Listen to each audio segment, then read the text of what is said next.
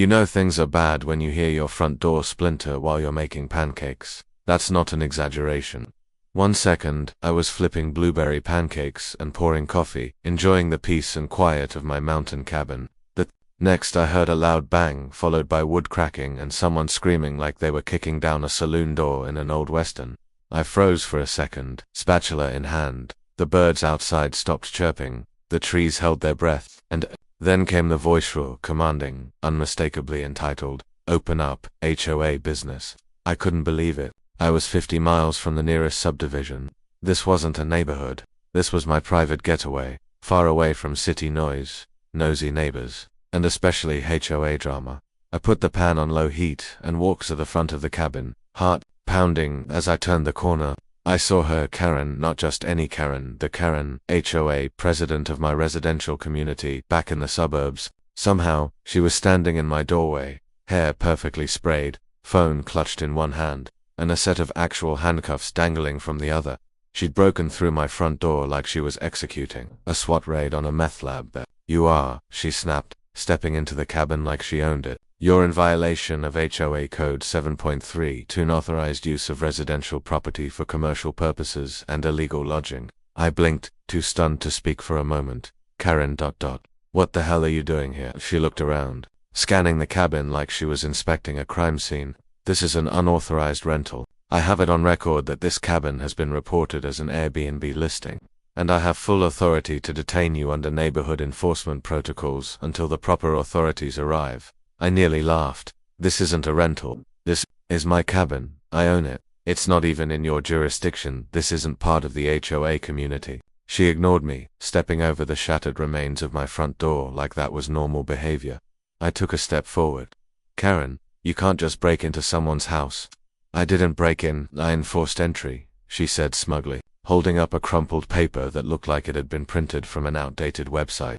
"As president of the HOA, I have the right to detain residents violating our regulations." "Karen," I said slowly, trying to stay calm, "this is not the HOA's land. You're trespassing." "Don't try to weasel out of this," she said. "You brought in unauthorized guests. Your neighbor saw someone suspicious entering the premises. You're housing a fugitive, and I will not stand by while this community is endangered." I stared at her. Suspicious. Then it clicked. My guest, Agent Torres, a longtime friend of mine from college. We'd been planning this getaway for months, just a weekend off the grid. What Karen didn't know was that Torres wasn't just some friend. He was a federal agent, a seasoned investigator in financial crimes. He'd shown up late the night before after finishing a case and was resting in the back room. Karen must have seen him through the window or heard about him from someone nosy enough to report it. But why the panic? Why assume he was a fugitive? That's when Torres stepped out of the hallway, casually adjusting the collar of his shirt. Karen turned around and went pale. Agent Torres was tall, broad-shouldered, and had that quiet intensity that made people straighten up when he entered a room. His badge was clipped to his belt. Karen blinked. "You," he raised a brow. "You just broke into a federal officer's temporary residence. Care to explain why?" Karen opened her mouth, but no sound came out. He looked at the shattered door, the paper she was still holding, and the ridiculous handcuffs in her hand. "You planning to use those?" I didn't know," she stammered. "I thought he..." Looked like Torres walked forward slowly, not aggressive, but confident. "You thought you could march onto private property, with no warrant, no jurisdiction, and make an arrest based on a rumor."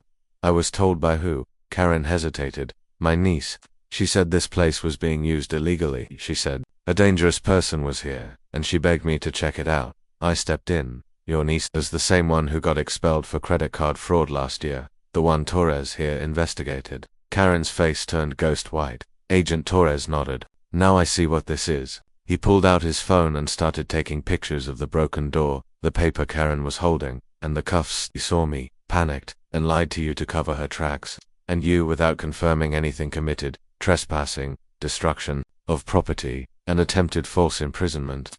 Karen tried to backpedal. "It was a misunderstanding. I didn't mean to." Torres cut her off. "I suggest you sit down before this gets worse." Karen looked at me, then him, and tried to force a weak laugh. "You can't seriously think I did anything wrong. I'm the president of the HOA." Torres pulled out his badge. "And I'm the guy who can have you in federal custody within the hour." Karen stood frozen, still clutching her pathetic fake warrant. I finally spoke. Karen, you're in way over your head. You don't get to decide who's guilty. And you definitely don't get to kick down doors and play cop just because someone scared you with gossip. She opened her mouth again, but the confidence had drained from her eyes. The self-righteous Karen energy had shriveled into something closer to panic. Torres looked at me. Should we call the sheriff, or do you want to handle it? I smirked. Let's call the sheriff. Karen didn't move, but she was starting to shake. Karen didn't sit down. She did the exact opposite. The moment she heard me say, let's call the sheriff, she spun on her heel and bolted. Right through the busted door, into the yard, slipping slightly on the gravel as she tried to make a run for it, like her HOA status was going to turn her into some kind of Olympic sprinter. Unfortunately for her, Agent Torres had seen better runners in worse shoes. He was out the door before I even had time to blink, chasing her down the slope that led to the edge of the woods behind the cabin. She didn't get far, maybe 15 feet before he closed the distance and took her down in one clean motion. He didn't hurt her, just used a textbook maneuver to stop her and guide her firmly down into the grass. Karen shrieked like she'd just been mugged. I'm being attacked. This is illegal. I know my rights. Clearly you don't. Torres muttered as he calmly took the handcuffs she'd brought and clicked them around her wrists. You brought these, right? Let's put them to good use. She thrashed for a moment, but quickly realized there was no getting away. Her voice changed from outrage to desperation. Please. This is a misunderstanding. I didn't mean any harm. I just wanted to protect the community. I walked down toward them, phone in hand, already speaking with the sheriff's department. Yes, she's detained. No, she's not injured. Yes, I'd like to press charges for property damage and trespassing. Karen's eyes widened as she realized what was happening. You're pressing charges against me. I'm the president of the HOA. I crouched down beside her and said calmly, you're not even supposed to be here. Karen, this isn't part of your This is my land. You broke into my cabin, tried to falsely arrest me, and you were tricked into doing it by your niece, who has a vendetta against the man you tried to detain. You think this is just going to go away? Her mouth opened and closed, like she was trying to form an argument, but there was nothing left to say. The performance was over. The clipboard, the self-importance, the pretend authority had all collapsed the moment Torres put cuffs on her. About 20 minutes later, the sheriff arrived.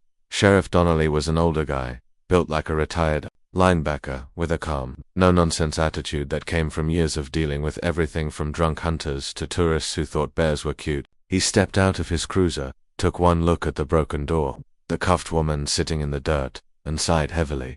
Let me guess, he said, tipping his hat back as he looked at me. HOA trouble? Yeah, I said. She decided to conduct a raid. Claimed she was making a citizen's arrest based on HOA bylaws on land that's not even part of the HOA. Karen straightened up, trying to regain a shred of dignity. Sharif, I was only trying to uphold neighborhood standards. My niece called me in distress. She said there was a dangerous man hiding out here. I acted in good faith.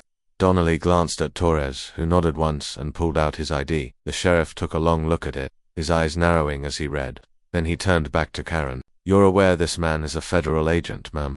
I didn't know that at the time, but you still broke down his door and tried to handcuff him. Karen swallowed hard. I thought he was a criminal. I didn't know. You didn't ask, the sheriff interrupted. You didn't verify, you didn't even call us. You marched out here and broke into someone's property on hearsay. Karen tried again, voice shaking. My niece said he was dangerous. She told me this cabin was being used for illegal activities. And who's her niece? The sheriff asked me. Claire Simmons, I replied. She's got a history. Torres here investigated her last year for fraud. The sheriff blinked. That Claire Simmons? The very one, Torres confirmed. Donnelly let out a long sigh and pulled out his notepad. All right, here's how this is going to go. We're charging you with trespassing, destruction of property, and attempted unlawful detainment. You'll be processed and released pending arraignment. You're lucky no one got hurt. Karen's face collapsed. But I didn't mean to. This can't be happening. Torres crossed his arms. You broke into someone's home, tried to detain a federal agent, and were manipulated by someone with a personal vendetta. You're lucky we're not adding impersonation charges. The sheriff guided Karen to his cruiser. She didn't resist anymore, just muttered to herself about bylaws and misunderstanding and how she was just doing what's right. Nobody was listening. After they left, I turned to Torres. You think she's learned anything? He shook his head. Nope. But the courts might teach her something she's never had to learn before. Consequences. I laughed.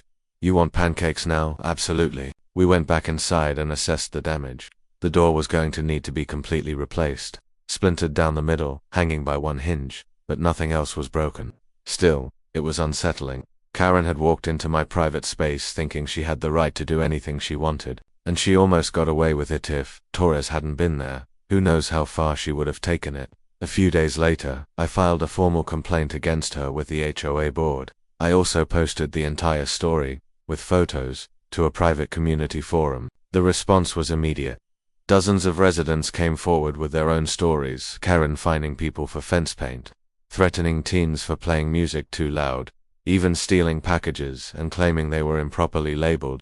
The board held an emergency meeting. Karen was suspended pending investigation, and later officially removed from her position. Her niece, she disappeared from the community entirely. I replaced the door with a custom-made oak one, thick, reinforced, built to last, and just above it, I nailed in a brass plaque that read, "Welcome to Karen's worst nightmare. Every guest that visits chuckles when they see it. Some take pictures, and best of all, I haven't had a single HOA visitor since."